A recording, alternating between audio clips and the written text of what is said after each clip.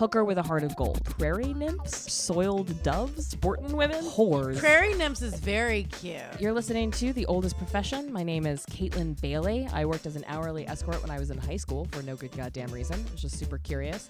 And then when I needed money for the first time, I got into sugaring because I'm not stupid.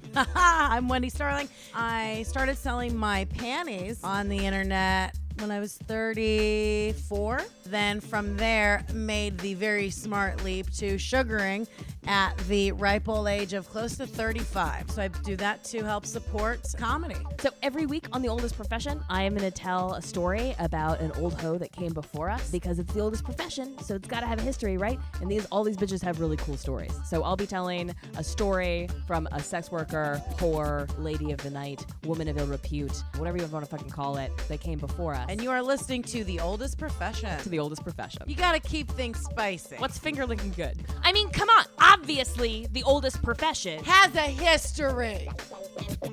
Man. It feels like it's been a long time. Yeah, it feels like it's been like a month since we've seen each other. It's only been a week, but yeah. I miss you. I know, I miss you too. We got to hang out outside of... But what's the point really of talking if you're not not being recorded? Right, yeah, exactly. It's weird. I feel like most of our friendship has been recorded. Like, because we met on, like, Mike and Jean's show. Right. Sort of. And it's like, the few interactions that we've had have been, like, just in the back of comedy clubs going, like, yeah. Like, it's... Well, but the thing, too, and this is why it's not difficult for me to relate and bond with people. And I think you and I don't want to speak for you, but for me, I know for me when I started the sugaring with sex work, and I've always had, and I have a joke about it on stage, but it's really how I feel. That's why I love working so much, because I feel like I have a purpose. When I was making coffee, when I was a personal trainer, when I'm at a bank, I can get up as early as I have to get up because I know I have to be somewhere, and I am performing a service. I have a role. I serve a purpose. Right? Yes. I'm a cog in whichever specific machine I'm in for that day or for that 8-hour shift. Right, but somebody told you where to be. You know you're not in the way. You know you're not imposing on someone. Right. It's not bullshit. Correct. Right. And that's why with traditional relationships, and when I got into sugaring, I was like, oh, this is actually much better for me. Yes. Because I know when I show up, I'm with this person, so this is how I'm expected to behave. You give them your attention, the whole thing. Yeah. And you can do the whole, and that's even with friends, like even just, and that's why I love with comedy. It's not why I love doing stand up, but it's a perk is because even my social time is working. Exactly. Yeah. It's relegated to kind of like a job and there's a purpose. But just a regular hang, I'm like, get the fuck out of here. It's weird because I got a cat. I love hanging out with sex workers and I love hanging out with comics, and I think it's the intensity of the conversations we have. Is like comics and whores are willing to just get into it immediately, no pretense of anything. But I've been hanging out with Trey's friends more, and they're just normies that are like have normal lives and want to have a good time and are interested in talking about like a wide range. Who wants to have a good time? What a bunch of fucking losers. Well, we play a lot of board games. Yeah. To avoid the non-conversation that's not happening. Bored more like B-O-R-E-D. Who's coming with me? I've gotten into it. I love games. Yeah, I love games too. I love a game. Trey and I've gotten into gin recently. That's the thing we're doing. That is a cocktail, and your alcoholic southern boyfriend has tricked you. It's this really fun game. What is it? We just drink gin and then pass out. Whoever finishes their glass first wins. Yay! Whoever wakes up not in their vomit is the winner. Yay. The loser has to clean. It was such a fucked up moment. I really think that like if Trey and I get married, I'm signing up for a life of being the least liked. Like I've been an only child my whole life, but I really think that both of my parents are ready to like adopt and venerate and adore Trey like way more than me. Like we were playing gin over Christmas, and the scorecard was bad because I lost like a lot of games in the row, so it was just like 0 0 0 0 0, and then Trey got to 100, and Dad walked in and he looked over and he said, well, yeah, Trey's a strategic thinker and you're not, and then walked away, and I was like, what the fuck, Dad? Like whatever. It's a card. First of all, it's a card game. Now, I will say I've done escape rooms. Now, this is true. I will only do escape rooms with people who are serious about it. I've done 2 escape rooms with people who are like, and it's dudes that are trying to fuck. Mm-hmm.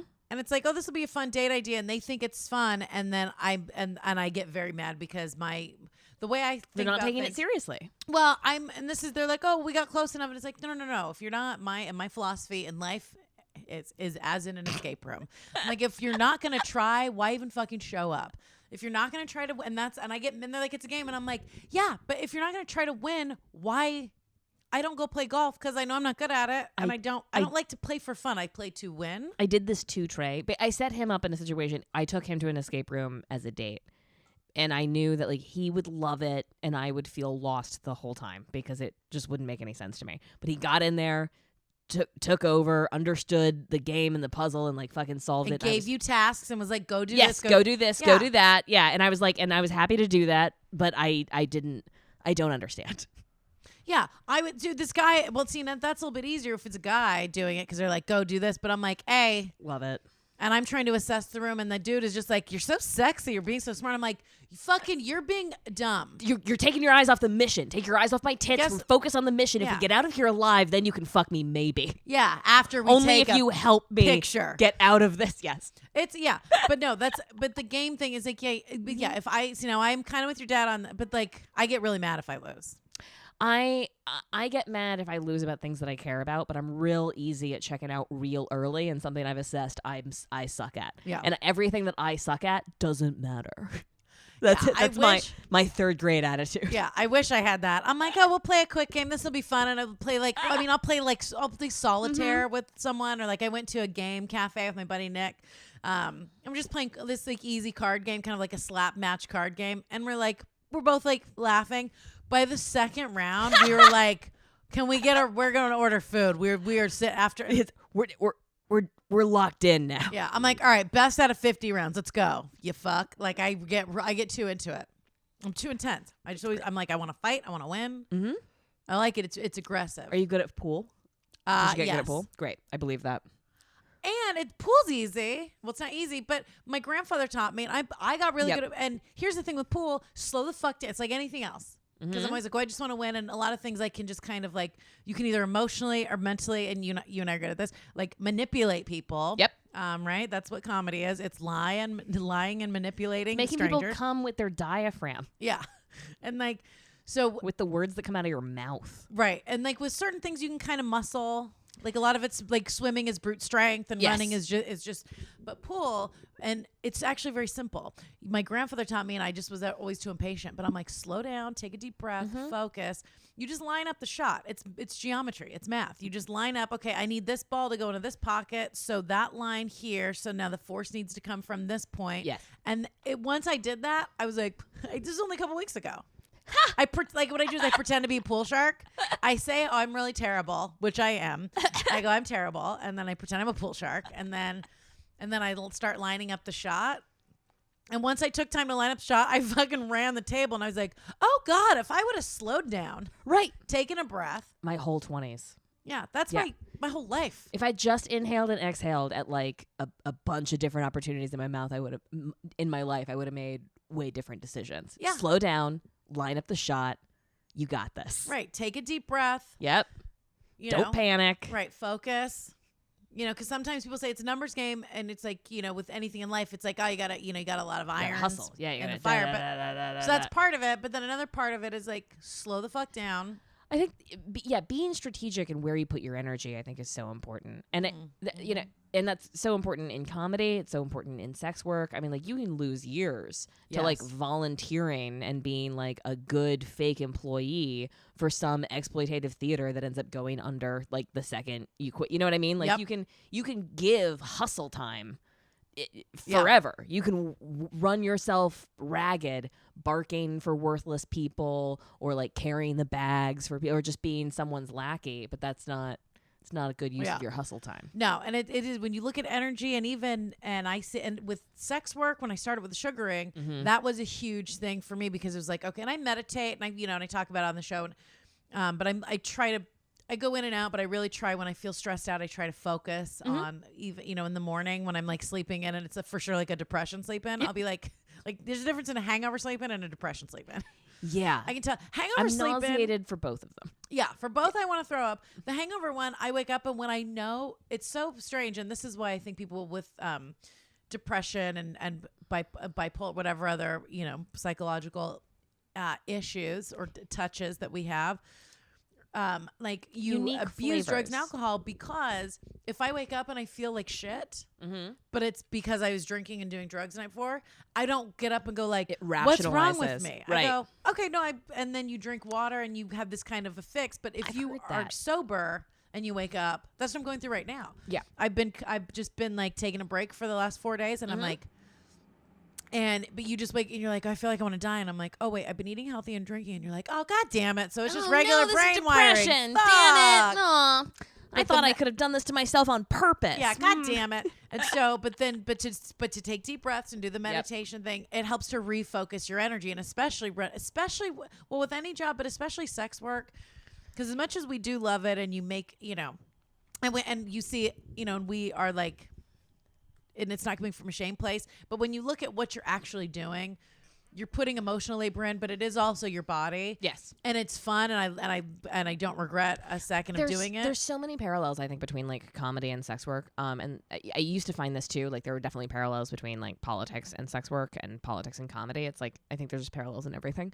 But both comedy and sex work feels like a magic trick. It feels like you're an alchemy kind of thing. Like you're making money with your pussy, or you're making people laugh with the words that come out of your mouth. It's like you're causing this, and it's all about energy. You're causing this weird, you're like controlling the energy around you with what amounts to attention and intention. Yes.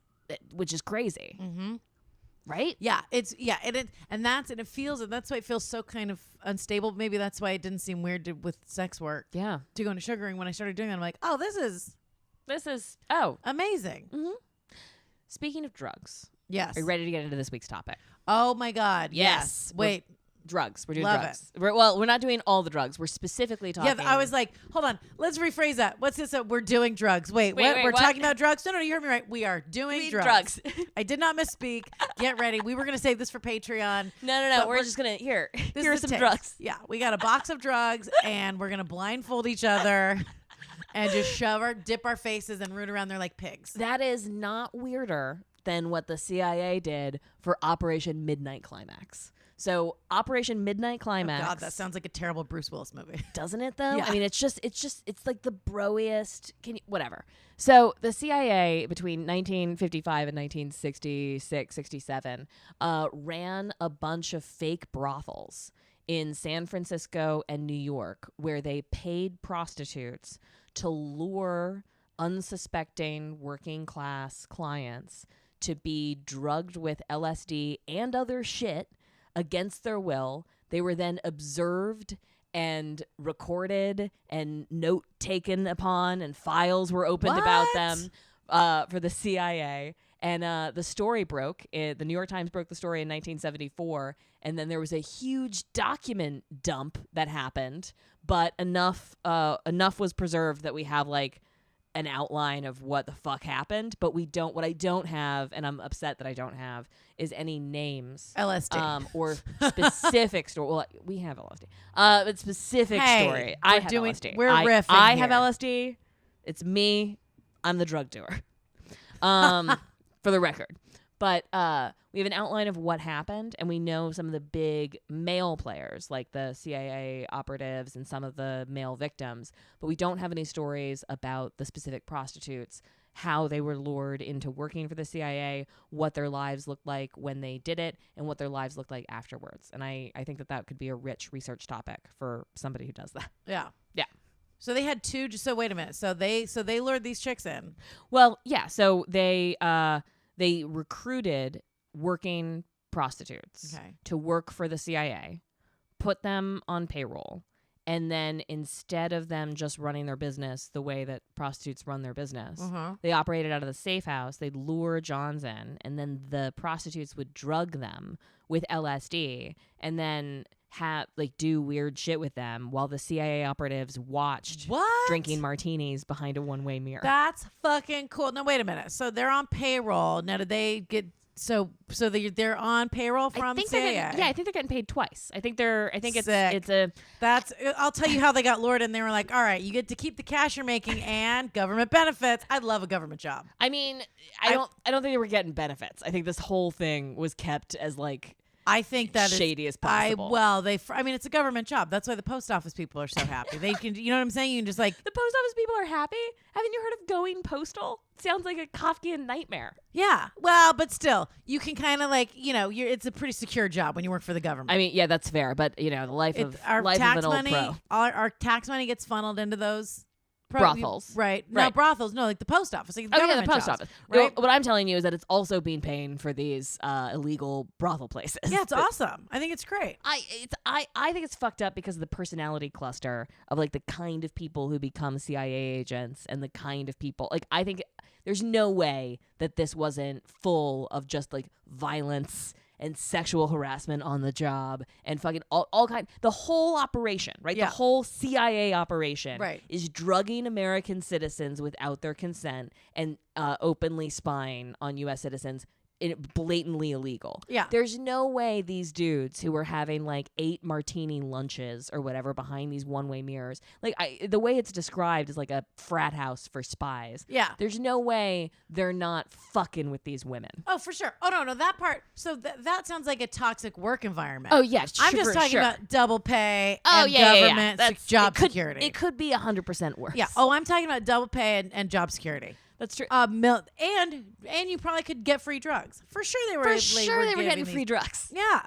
So it's like that's a triple profit because you're not spending your money on drugs. They're probably getting booze from these guys. Yep.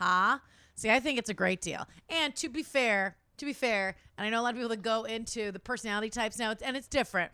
But when I worked at a farmer's market, this organic farmer who in theory is like this very cool hippie guy would sexually harass me to the point of like literally grabbing my pussy when I bent over to get stuff. Sexual harassment is everywhere. Yeah. So I was sexually harassed, and I was working for 9 hours a day, making $120 cash for a 9-hour workday and a box of vegetables. Yeah. And we're doing physical labor. Right.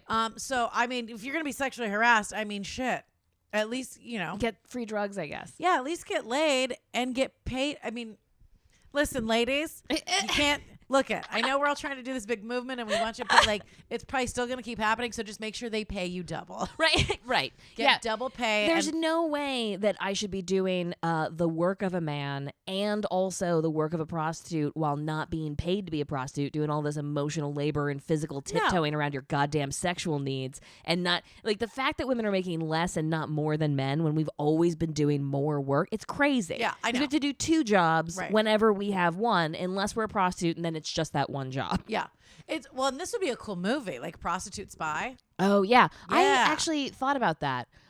When I got into sugaring again, I thought about just going in and like working at restaurants, but with like a no fucks to give, like with working at a restaurant, but like really having the ability to enforce my own boundaries, dude, and just being like just having no qualms about having a fuck you, watch this, I will walk the fuck out of here if you talk to me that way. Moment, dude, that's the best feeling. When I worked, so I was started sugaring and I was temping off and on. And so I was sugaring things, so I have that going. So I'm taking cars places, and I've got more than enough money. Yep.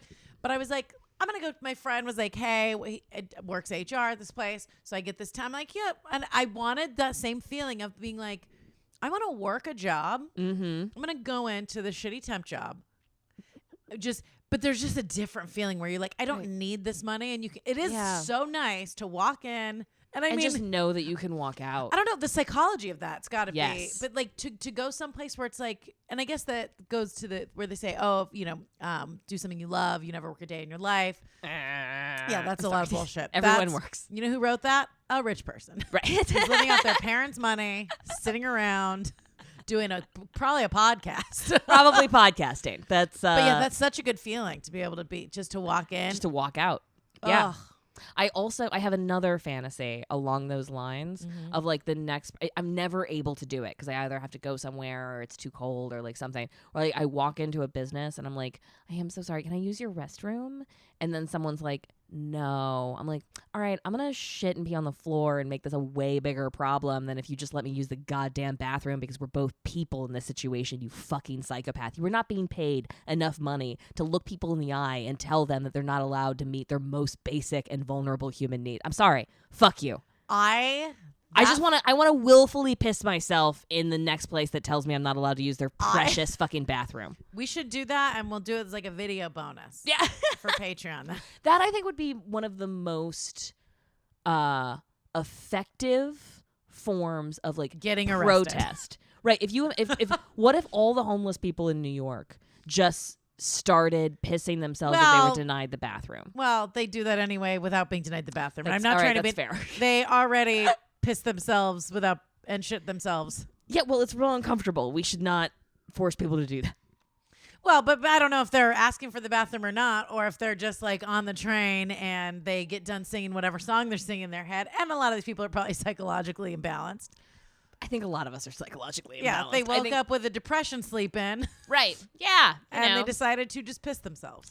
I hear two different arguments on the homeless that I find fascinating. One of them is that it's kind of like a post-Reagan phenomenon. Like we have periods in history where you have like large homeless populations, but it's not because like people's basic psychology changes. It's a change in economics and like priorities of a society. But like this punitive, like creating laws that punish people for poverty is like banana pants to me. But I hear this argument of like, do you know how much of an asshole you have to be homeless? Like you have to piss off every like you don't have a weird aunt with a couch that like won't like put you up somewhere in something. And I'm like, two things. One, I think that we overestimate the familial networks, right? Like, because if everyone's poor, we're all trading the same like fucking filthy $5 bill between the 10 of us, and none of us have enough resources to help anyone, right? So if your social and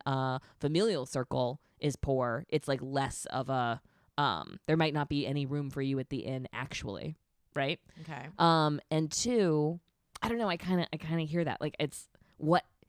Oh, and see now, and this is where, and you and I get along a lot. This is you and I have a hard difference. We are here, hard difference, right? Because I grew up very poor, right? And whereas so all of that is theoretical to me, right? So I grew up very poor, and where my dad like slept on cots and outside, and they had to kill chickens to live. It was just his mom and like a bunch of kids, like 6 kids, and his mom. So they grew up dirt poor. They got like food out of trash cans. She was a janitor, and she'd bring home half-eaten sandwiches. Now she was on welfare in California, but she was also working like 60 hours a week, right? And like they got their school clothes out of dumpsters and was still very poor. Yes, which and they she had 6. Well, she had 6 kids. Got it. So she had 6 kids that she had to feed, and she was working at a school, but she had like a 4th grade education. She grew up in a poor family. And so now the thing is, there are 2 different routes you can do. You can go, this sucks. I'm mad that I'm poor. Society owes me because I'm poor. Now, one of my dad's brothers had that attitude. The rest of the kids were like, oh, well, this sucks, but let's work. We can work and like save money and be grateful for what we have. We may never have a mansion, but we have a trailer that fits all of us. Sure. So now that's a difference in attitude. So you can be like, this sucks. I was born poor. Okay, it does suck. But now and this is why I think I love escape rooms and why I love writing, and it sounds silly, but I like problem solving. So I like to go, I'm in this situation. How do I get out of it? How do I get out? Guess what's not going to help you make money? Bitching about how you have no money. That's true. It's not helpful. It's not helpful to go, man, this sucks. I can't believe I was born into this circumstance. Somebody give me some goddamn money. Why do they have money? But I think there's a real difference between bitching about not having money and organizing to fight deeply exploitative systems that make it actually impossible for people to move up the ladder. But here's the difference. So now there are ways to do that. Now a lot of people can't get past that because they can't, and there's a way to do it effectively. And one of the number one, and here's an example, and this is like one of the clearest examples to me of going like, okay, so maybe on some level it is a choice to be homeless and go in and out of jail. On some level. Sure. It's also a choice on some level to be in an abusive relationship. Correct. Right? So those are both examples of something that's being done to you. Correct. And also something that you are choosing to participate in. Correct. It's both of those. Correct. Right. So my brother, I remember growing up, and we grew up in the same. So like, I had examples of my dad, and he was like, well, I can choose to have a bad attitude. Or I can choose to work. So he just worked 2 jobs, and they were great. My grandmother always, she was super poor, but she was like, well, we're really poor, but there's some people that are worse off than us. So she would they were poor, and my brother and where my dad and his brother had to sleep outside on a cot. So there was no room. My grandmother would be coming home from work and see a homeless family and like bring 3 people that were slightly more poor to sleep with them. Yes. And so my dad would be like, well, we didn't have food, but these homeless people, that was her attitude. Yeah. So she was a good role model for me of don't feel sorry for yourself. Yep. Do what you can. And also, and I understand the idea of like, hey, we need to make sure everyone's like basic human needs are met. But then there's also this thing of like, not everybody needs a fucking Alexa. Sure, So fine. there's a difference, right? Because my argument on this one is frankly a very selfish one. And it's one that I'm shocked that like there aren't more members of the 1% that consider themselves like masters of the universe that can't see this basic truth. I benefit more walking down the street, going to businesses, starting my own business, moving throughout the city, the fewer people there are that are so desperate to have their basic needs met that they're willing to kill someone to get them met. Right? So like if below a certain point, below a certain like nothing left to lose thing, people got to eat, people got to drink water, people got to use the bathroom somewhere. Right. Like that there comes a point where the risk of throwing a brick through a window is less than the, like, you know what I mean? right. And so, And this is a hard detour. And again, No, I'm sorry. And no, and I don't care. But I like having this conversation because now here's something that now, and I know about this from my own life. And a lot of you can say it's mental illness. A lot of it's drug addiction. Okay. Now now my brother, now here's the thing where you go like, how do you get to the point of like, I don't have water, right? Now, for me personally, and I can say then this is like a factual thing. yeah. With drinking and with like drugs, you can see where like, oh, this is fun. And then there would be a time where I was like, but I was so hungover. And then you've now got yourself addicted to chemicals. And I may have a natural thing in me that makes me more prone to addiction, but it's still, no one's coming up to me shoving cocaine in my nose. No one's doing that. Yeah, except that the CIA did that to 10,000 people. Right. Well, so now this is different. We're talking about, and we'll go back to this, Yes. but I want to finish this point as Yeah, far of as the course. idea. But I could see myself getting in this spiral of like, oh my God, if I don't get my shit together, I'm going to blow all my money. I wouldn't be able to show up to work. And when you notice that that's happening, you have 2 choices. You can either go, whatever, I'm an addict. I have no control over my life and everything sucks and I was born poor anyway, so fuck it. And my brother and like 2 other of our friends that I knew that I grew up with in a very nice high school in Orange County, I remember seeing my brother on the street. Yep. Homeless. Oh, God. Drug addict, right? Mm-hmm. Now, my parents bought him used car after used car. They were like, he was like, oh, I can't get to work. Now, he was using drugs and selling drugs and drinking himself to death. Right. Instead of being honest about it. Well, you can't, that's. Well, right. And I mean, understand that's what addiction is. And it's a mental, yeah. I understand it because I have it, Mm-hmm. but I also have bipolar disorder and I've been diagnosed 3 times. So sometimes I think everyone is literally out to get me and everyone's a cop with a gun. Now, I have some sympathy, but also very little because I have the same things going on in my brain and body, but I make a choice to go, I do not would I feel more comfortable to curl up in my bed and hide from the world? Because yes. Okay. But I have to be uncomfortable. Do I want to drink to get rid of my hangover? Yes. But that leads to, but if you use your brain for a couple, you know what I'm saying? Right. And I only because I've been through that and I've been through the addiction cycle and I've been in and out of psych wards. And so there are choices and my brother, and sometimes, and not everybody, some people are schizophrenic and you have to be on medication. But my brother, I can remember having this conversation with him, which is why, and not all homeless people. Sure, no, but this homeless person in your life. Here's an example. I remember he showed up and he was so thin and he was just like, my parents spent like tens of thousands of dollars on cars for him. Yeah. Okay. And nobody helped me fucking 1 cent. Mm-hmm. And I was working. This is why I have a fucking problem with this. Like, Squeaky we're wheel, all just going to share money. No, we're not. Because he fucking wasn't going to work. They gave him money for cars. I was working 2 jobs. He came over. He fucking robbed me when I let him stay with me. Jesus. So that's why, and I think that's different life experiences, right? Mm-hmm. So I always find that it's easier if you're born middle to upper class to be like, we should all share money and everyone that's homeless. Isn't everyone just nice? I mean, every time I've gone to a potluck, everyone brings something and it just kind of works out. Yeah, but that's my experience of humanity. Yeah, and so when you're actually around someone who actually grew up poor, where people are scraping by, a lot of it is it's not all like the system holding us down. A lot of it is people being like, I fucking don't want to get up and go to work. I would rather drink beer. And I can do that. And that's a lot of it. And then what they do is you go like, I'd rather drink beer. Well, why? I can just go get I can go get government assistance. And you have people living below the poverty line because this is a real conversation I've had with my brother and other people where they're like struggling and they're like you panhandling or they're doing all this weird and they're like, well, I just don't like, I'm not a morning person. I just don't like to get up and go to work. That's a real conversation I've had with people who are sober. My friend was sober and homeless, and he goes, yeah, I just like didn't like getting up and going to work, and I can just stand out here and do they like not know about night shifts? they don't want to work. Okay. He said this to me. He goes, my friends, and I've had friends where he's like, well, I can just sit here and like, he goes, I mean, it sucks, but like, I mean, I have enough money to eat and I would rather just kind of hang out I guess than get up and go to work. difference. I don't think that working is the only or even the best way to contribute to society. I really don't. I just think that like, I don't think that like showing up for your shift at Wendy's or whatever to serve like shitty processed meat to people through windows justifies your existence or justifies your right to survive or justifies your right to basic human dignity. That's the system we've decided to set up. Right. But it doesn't have to be that way. Well, what's interesting to me is, and I find an incongruency, and it's interesting with the people that are super, maybe like where my viewpoint on this would be like, oh God, all you sound like ultra conservative because it's like work, pay your way. Now, to me, it's like, well, the act of showing up to something and completing a task for that day, and now this is your money for that. Now, here's the difference. My parents, who grew up very poor, very conservative, didn't give a fuck about college because they were like, now my friends who grew up very wealthy and very liberal, they're like, you got to go to school. What are you, a piece of trash? Right. Yeah. And it's like, and so now, now that's the same. So now it's different. That's really snotty. Been the idea behind school. And I understand people going like, okay, well, going to college, it's like, well, why is that system in place?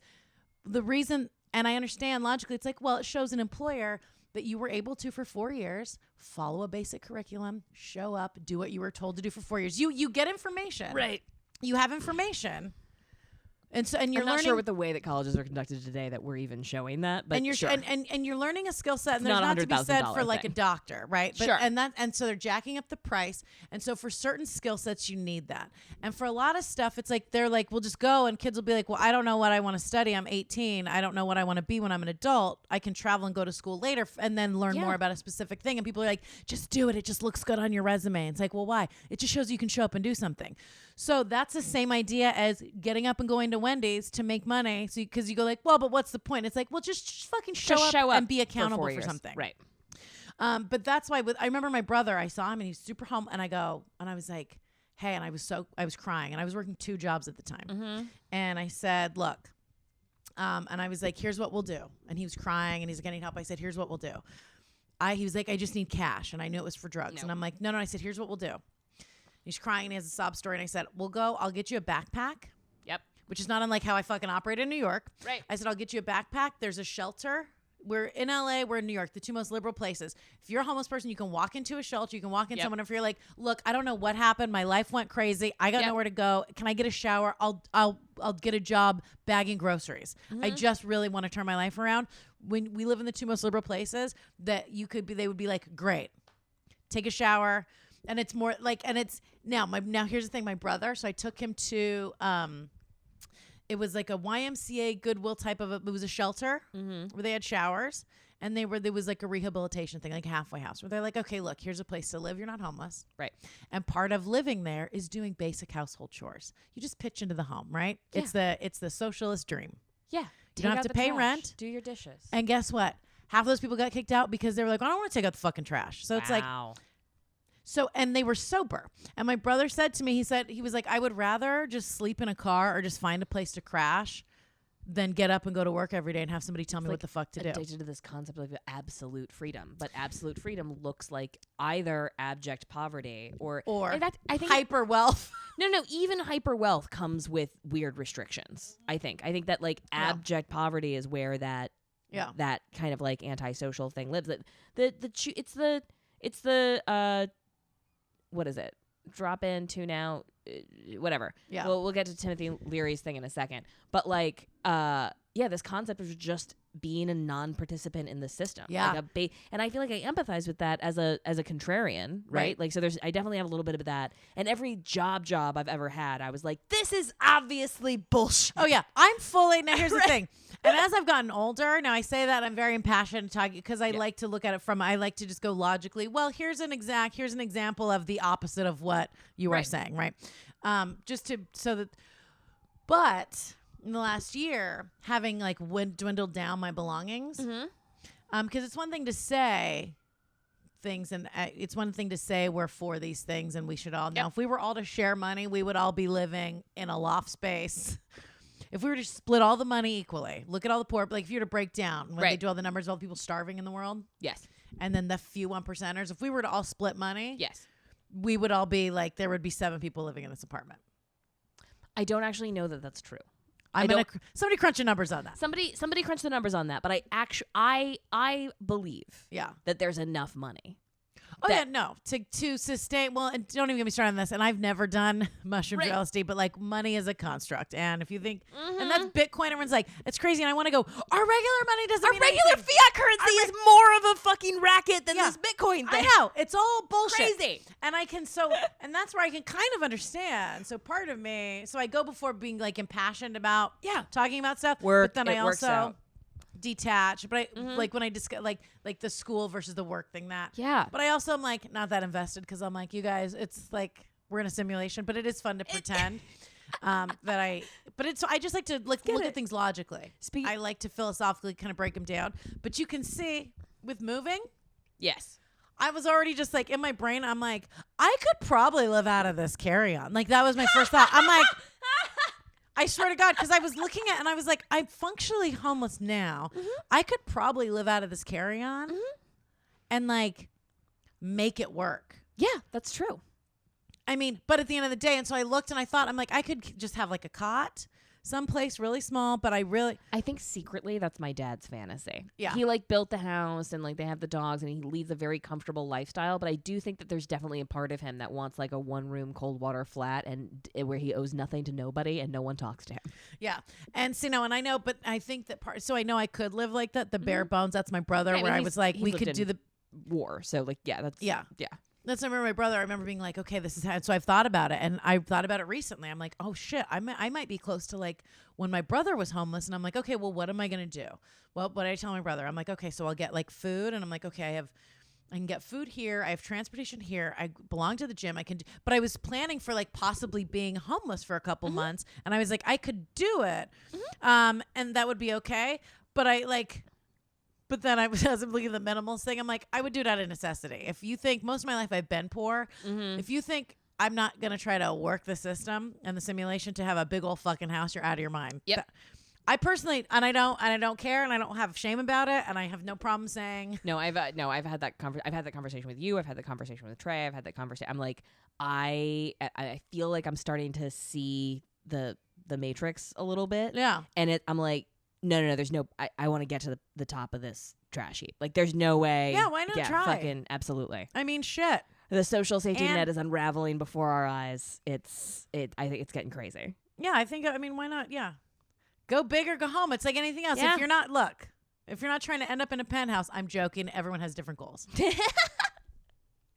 Some people might want to connect with others. Wendy and I are not into that because we're both pretty bad at it, I think. Yeah, right? No, we're connecting with each other. Well, we connect with each other. We connect in our own special ways. All right. But I don't know. I do feel Does it sound like I do? Now I sound like I took your LSD. What if I was like, I rip off my mask?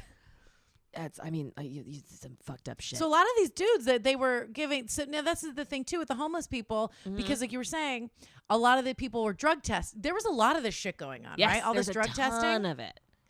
And now this was going on for how many years? 10.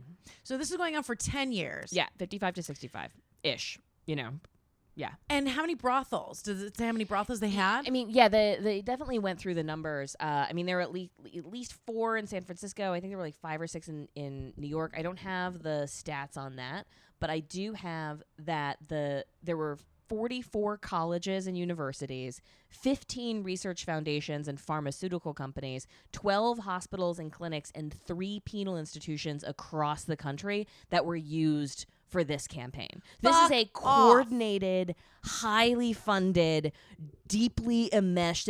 This wasn't just like two bureaucrats fucking off and getting away with it for a decade. Just this like going into bars and like putting LSD in somebody's drink and just watching them. There was one case that I thought was like so terrifying. Oh, so that's this. We should go back in time. This is the baby boomer homeless thing. So maybe all the homeless people aren't sad. Maybe they're just like all just victims of the CIA LSD so dosing. Maybe they're having a great time. So they think they're just hanging out with a bunch of fairies in a field. Yeah, they might be having a great fucking time. So like for example, I mean this is how fucking random it was, right? So you had Johns being lured in by prostitutes. They were totally drugging the prostitutes. So they had people that were lured into these safe houses, but also they would just like throw dinner parties and like drug random people that they thought that were maybe like part of the counterculture, like that they were trying. That sounds fun. We should do that as a bonus. We should definitely. We should. You and I doing acid as a bonus feature sounds like. Oh, I was gonna say drug people that come to dinner with us. Just drug people that come to dinner with us. That's not a part of the. All right, we'll get into it. Is that illegal? We'll look into it. Somebody crunch the numbers on how many people would be in this apartment if we spread the wealth. There's a fundamental moral difference between giving your drugs friends and drugging your friends. Giving your drugs friends? Giving your friends drugs. I love it. There's a difference between giving your friends drugs and drugging your friends. Yeah. Don't drug your friends. Yeah, one is fun, one is cool and hilarious. So Ruth Kelly was a singer in San Francisco at a club called the Black Sheep. And the guy that was running this thing, White, who was like started the operation in San Francisco and then moved to New York as a consultant. He was like the bully behind this whole thing and then coordinated all of the shit. But apparently he came on to this singer who was like attractive and young, and she rebuffed him. So he drugged her before she went on stage, and she freaked out and had to go to the hospital. With LSD? Yes. What does LSD do? I've never taken it. I've done it a couple of times now. It's a cool drug. And it's definitely a mind fuck. So you take it and you don't want to eat anything, you don't really want to drink anything, but you should drink water, and it heightens all of these sensations and thought. It makes you feel like a god mentally. Or that was my experience, and it makes all of nature and also the other person that you're doing acid with like the most fascinating thing in the world. Like it feels like you open up another dimension to your intelligence and you see how everything and everyone is connected, and it makes a lot of like I felt allergic to all of commerce. Like anyone that was trying to sell anything to me, or like commercials, or like or synthetic anything, I felt like I was allergic to it. And I just wanted to listen to music and talk through like how everything was connected and how life works. And sort of like you were saying, like one of my big revelations the last time I did acid was like, oh my God, for my whole life, I'm doing this to myself on purpose. It's like every job I get, every relationship I have, every decision that I make is something that I'm doing to myself on purpose. And like I'm the author of my own story. Like all things are possible. Like go forward, do it. Yeah. That's good. And if you can end on that message, but if you're being force-fed LSD. Yeah, if you're being force-fed LSD. And you don't know it. You think you're losing your mind. You think you're losing your mind. There have been many incidences because you can get super paranoid and really people. People become super threatening because you're just so vulnerable when you're on an acid trip. That's how I feel if my blood sugar gets too low. You just described as me not eating for 5 hours.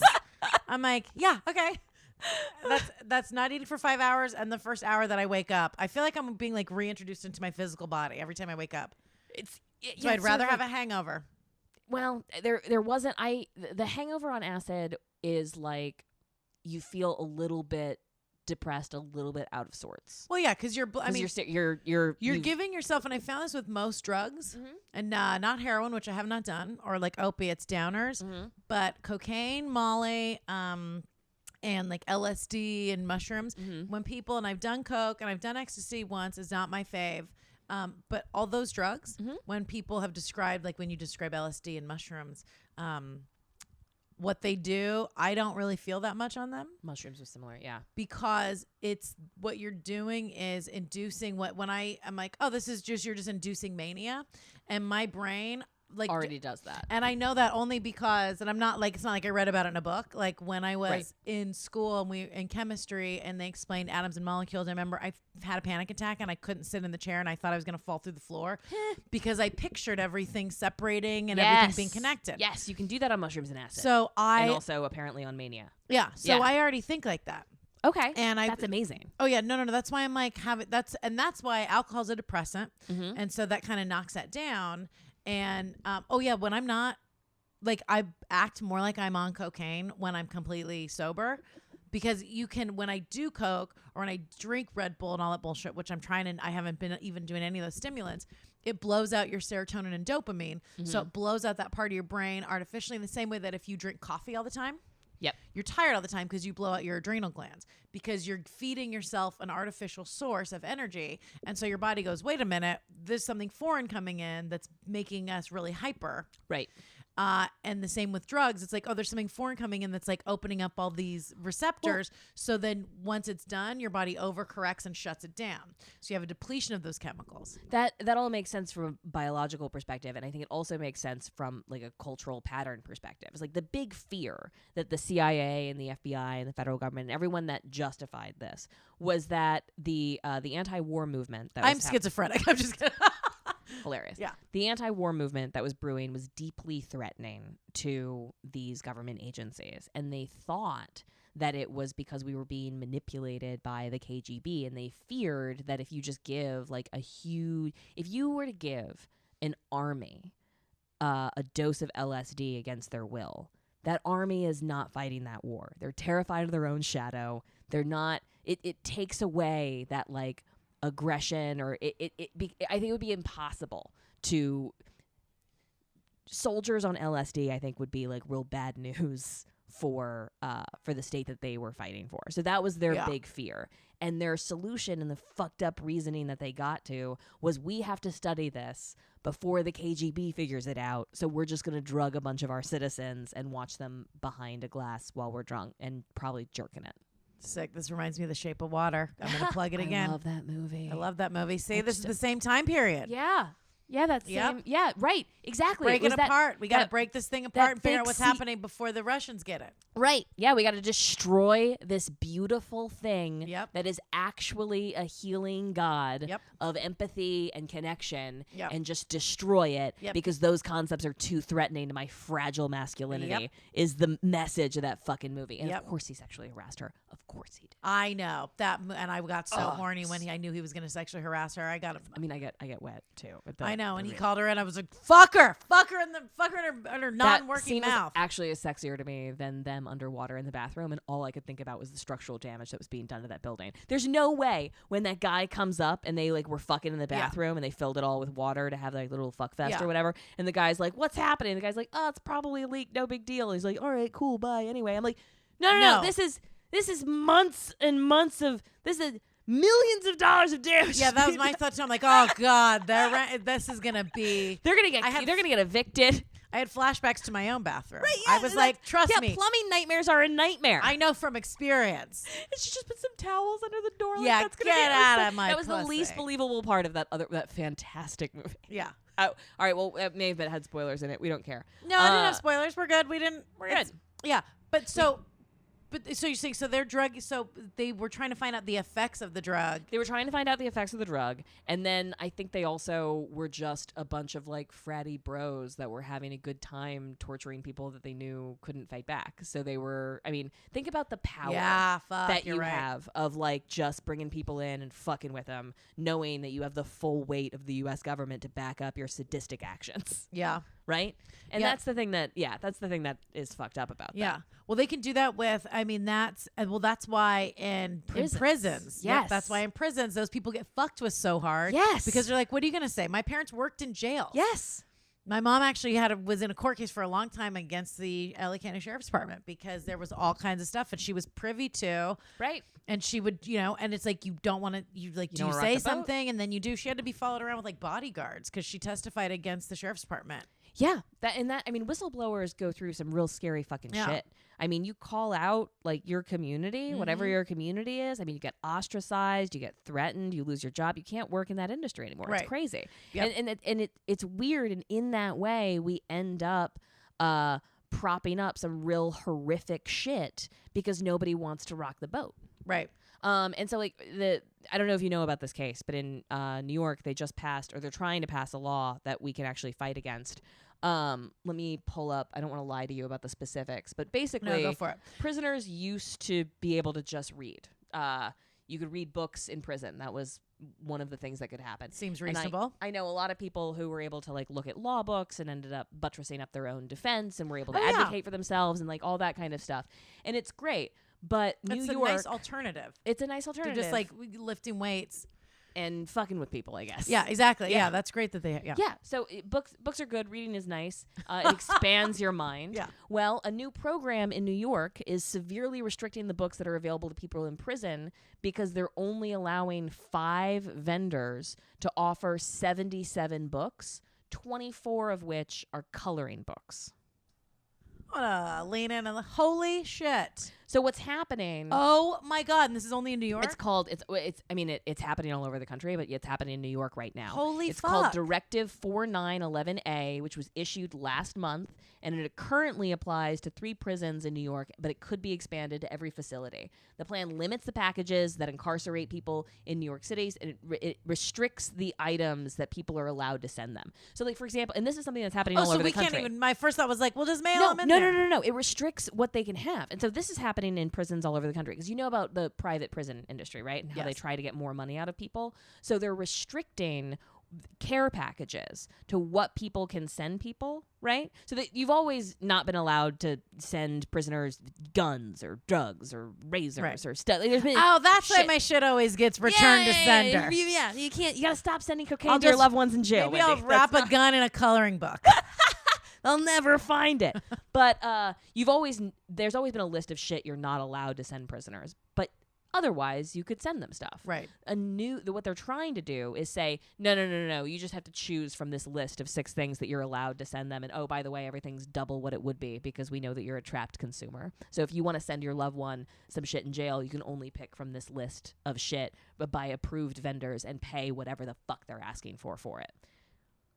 Right? Now see that. Now this is what Right? you're talking about. This is the system. This is the system. Right. This is not fair. This is bad. This is bad this news. is very bad. Yeah, this is very bad news. Because say you come in say you're in a position and you're like, this is because there are people, and it's similar to like my dad's story, where everyone's got a different response to, but you need to be able to have options, choose your own adventure, right?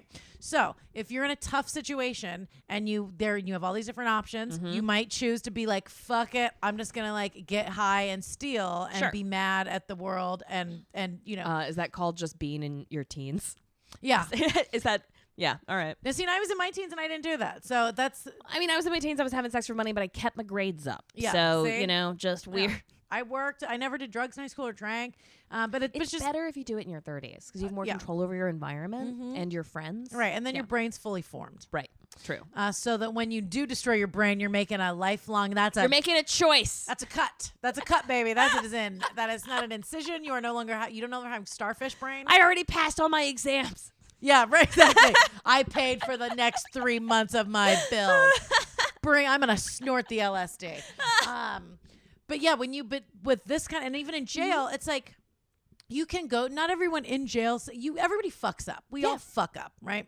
And then I've seen Orange is the New Black. There are all kinds of people in jail. Yeah, and everybody fucks up, and we've gone into this a bunch of times before, obviously. And then now it's tilted towards people who are below the poverty line. Yep. People who are not white. Yep. Right. So those people are more often. They're being shoved in jail. Marginalized. Yeah. And it just compounded marginalization. Yep.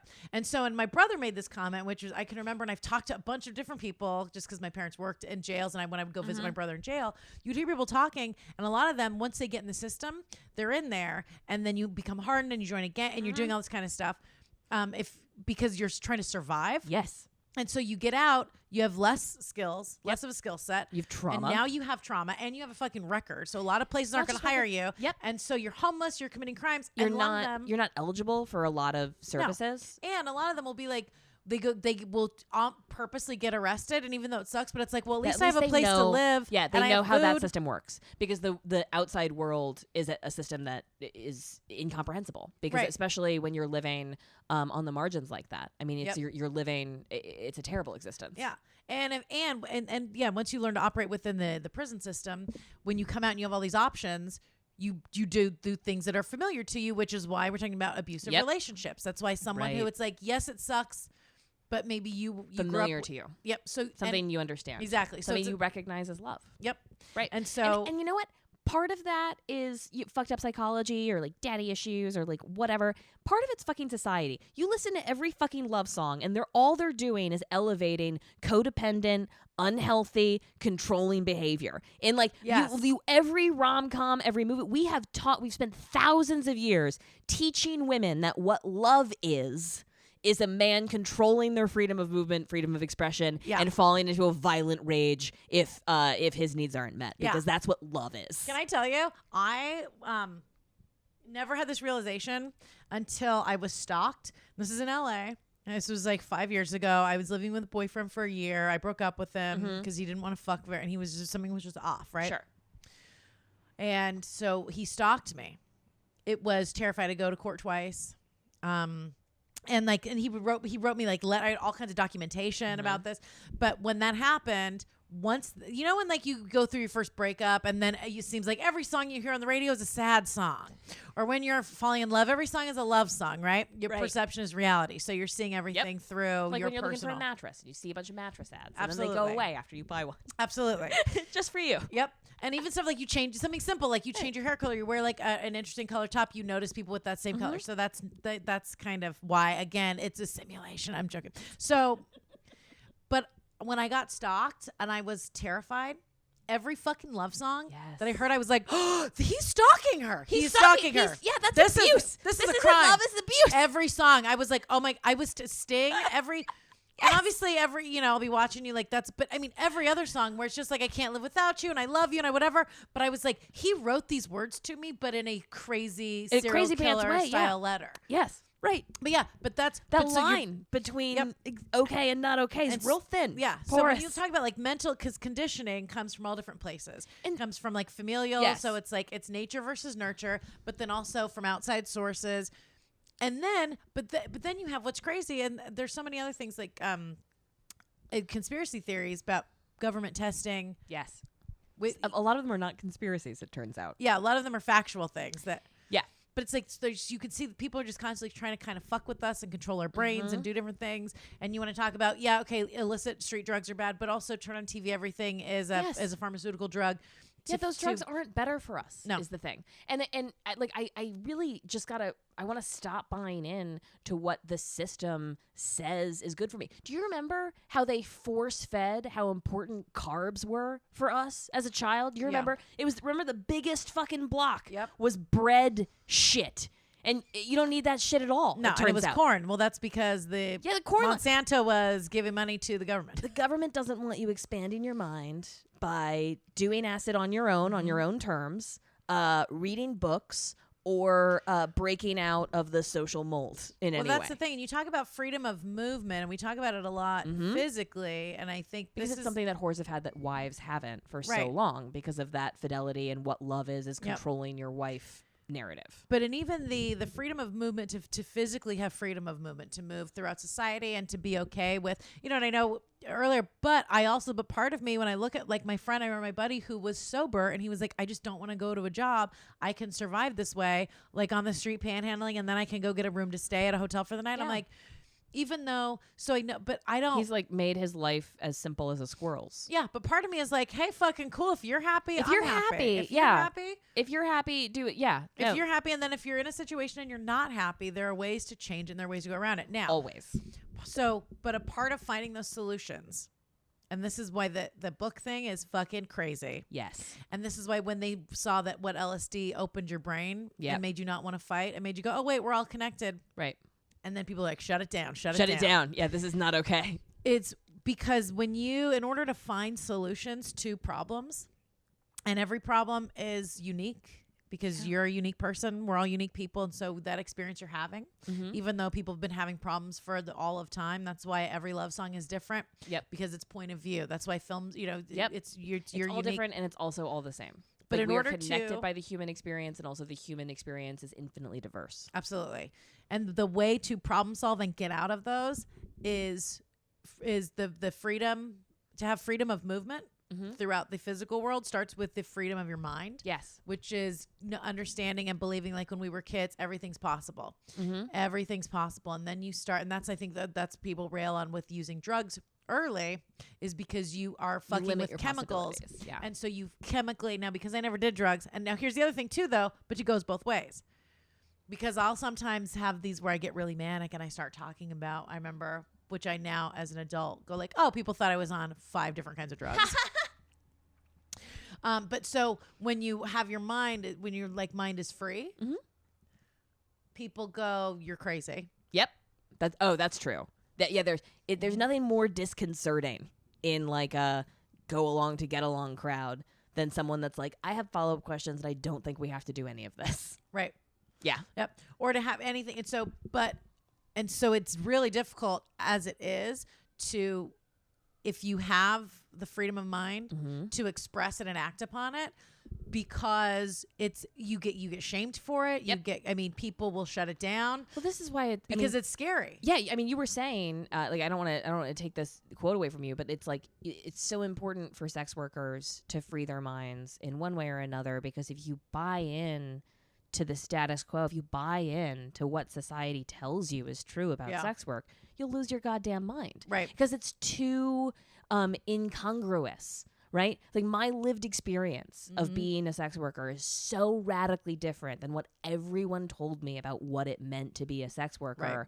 And now going through the history, my experience isn't that fucking unique. We've all been smart, rebellious, contrarian people that were like ambitious, you know? Right. And that's something that's been violently discouraged in women for Yeah. thousands of years. Yeah. So of course you would want to shame whores.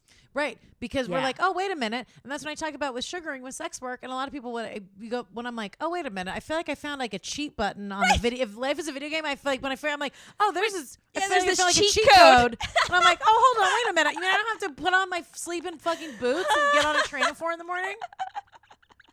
Get out of town. Yeah.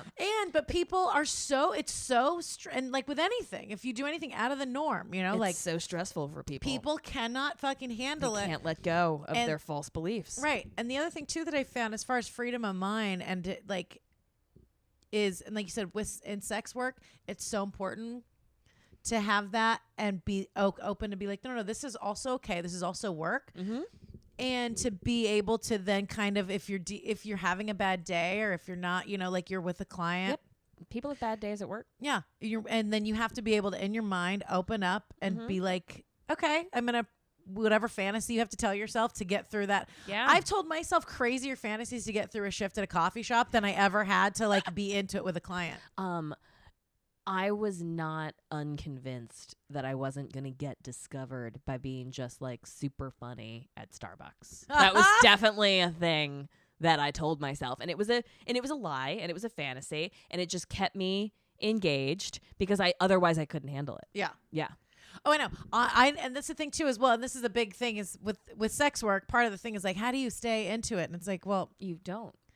you don't, and then you just like pretend you're into it for like an hour or whatever, and it's then like you get it's back fun. into it. Yeah, it's Yeah. fun. It's like an acting thing, and Yeah, you just come back in. Yeah, and I had a friend be like, how do you like get in the mood? And I'm like, well, let's see. It's much easier for me to put on a smile when I know I'm making $500 at the end of that hour, Right. versus put on a smile when I'm making $11.50 an hour. Right. For maybe $1 Right. tip. You know, Right. like if you're Before really taxes. nice. Before Yeah. taxes. Yeah. Before taxes. Well, I pay my taxes, and that still felt like a lot. But yeah. Yeah. It's nuts. Oh, no, it's a nightmare. It is a nightmare, and it's something about the acid and like the books in prison and the just like the transparency of the lies that we feel comfortable telling Right. about sex work and other things, right? It's sex work, it's carbs, it's like these moral platitudes that we give people that are just a control mechanism, where we tell people that they're going to make their life better if they just follow the rules, when following the rules really just makes them grist for the mill. And like that's Yep. the thing that like Yes. upsets and like frightens me. And like I think you're right. I think that there are definitely people that have chosen to opt out, and it doesn't matter how much you help them. They're just, like whatever. But more than that, I see this like layer of lies Yeah. that, it sucks. Yeah. I don't want to, I wish we could end on a high note. No, we are heading on a high note. A hopeful note. Yeah. Well, Maybe. the high note is that we're both taking LSD. Yeah. No, I mean the high note. I Getting think, high. and that's the thing too. And this is when you talk about like freedom of freedom of mind and the power of choice and making decisions, and like when you really, if you open your brain up, and this is whatever, and you can. I think to me the hopeful thing there is that like it's possible to change. And everything is possible. I think, yes, so many people hold themselves back by believing shit that they think is true that just isn't. Right. Like I have to stay in this situation. I can't move. I have to stay in this job. I Right. have to do this. I Right. have to do that. I have to believe Right. this. It's like you just take a step back. Like probably it's not 100% true 100% of the time. No. That there's always other options. Yeah, there's always, and especially in sex work, I think too. And this is my friend of mine, Casey Coop, who's very funny. She's a great. comedian. She's a dancer in LA. She just made it up. She's gonna get out of dancing. She did it for a while, and then she decided she wanted to stop. And she's got she's not stuck in the narrative of like, and she knows there's gonna be a stigma, but that's with everyone in sex work. There is a stigma. And it really is. It's not the same, because obviously we're like making money, but it's sex work is still part of that underground system of like prisoners, criminals, drug addicts, homeless Racial, people, ethnic minorities, Yeah, religious minorities, dissenters, political prisoners, that communists. sex workers are really put Yes. in most people's minds. Sex workers were put in the same categories as In all fairness, comedians are also there. Yes, they really are. I Really, mean, Tim we're Dillon talks about it on his show, Last of the Story. I mean, it's crazy, Mm-hmm. but to be able to have the freedom of mind and power that Casey Mm-hmm. has, and anyone else, whether you want to get into sex work or you want to stop, or you have a client that you don't fucking like and you don't want to see them and you're worried about money, you don't need them. If someone's disrespecting you, I just had to fucking tell somebody to beat it. Mm-hmm.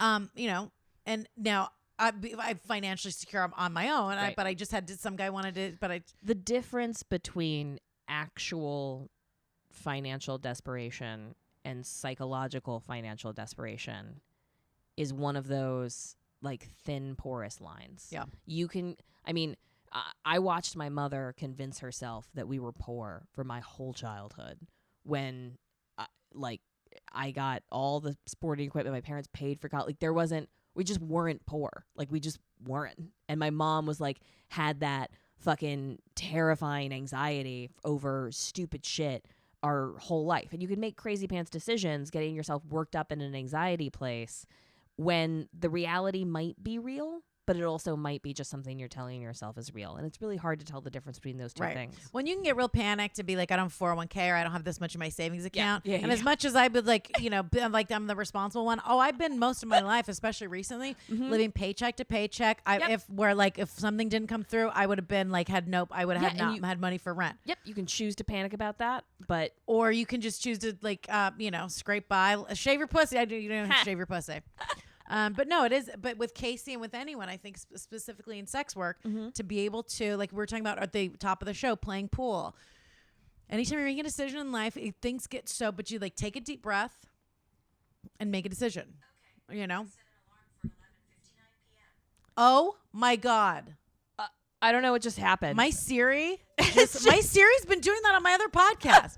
All right, so at 11:59 p.m., we're all going to take a deep breath. None of this matters anyway. The robots are taking over. The robots are fucking taking over. Anyway, the robots are taking over. Everything's falling Holy apart. fuck. But I guess we don't need books. just take a deep breath. That's great advice. Follow us on Twitter at Old Pro Podcast. Please email us at theoldestprofessionpodcast@gmail.com. Donate to our Patreon. It's patreon.com/oldpro. Thank you so much for listening. I'm panicked. You say give your social media information. Oh, that's right. Yeah, I'm Kaytlin Bailey. It's at Kaytlin Bailey. You'll find me. I'm out there and stuff. I'm Wendi Starling. I'm on Instagram. Jeez, my phone is at WendyBird82 on Twitter. Wendi Starling. We thank you so much. We love you guys. Email us, write to us, and are we gonna? Well, we'll do this later, but I gotta figure out what's going on with my phone. Yeah, no, that's creepy as fuck. Oh my god. Thank you so much for listening. This has been The Oldest Profession. This episode is sponsored by Velvet Swing, which is a cannabis-enhanced lube that is very nice. Ooh. You should follow the founder. This is a whore-owned and operated business. Okay. Mistress Matisse on Twitter. So buying this product supports not just your own sex life, but also the sex worker rights movement. Mistress Matisse is a big deal. Thank you, Mistress. Yes, you can follow Mistress Matisse at Mistress, M-I-S-T-R-E-S-S, Matisse, M-A-T-I-S-S-E. Yeah, you know why we feel so good? Because while you were in the kitchen about 10 minutes ago before we recorded this, I took the cannabis lube and I jammed it in my butthole. I'll tell you, not the thing. How do you feel? Amazing. Right? You feel relaxed? I feel my butthole feels great. Your butthole feels relaxed. Oh my relaxed? god, I didn't even think about this. This would be great for anal. Of course. Yeah, you can't overestimate the importance of a relaxed butthole. I love anal already. I'm going to be squirting all over the wall if I put some... Okay, now I do want to wrap this because I want to go get fucked. Velvet Swing, so you can get high while getting down.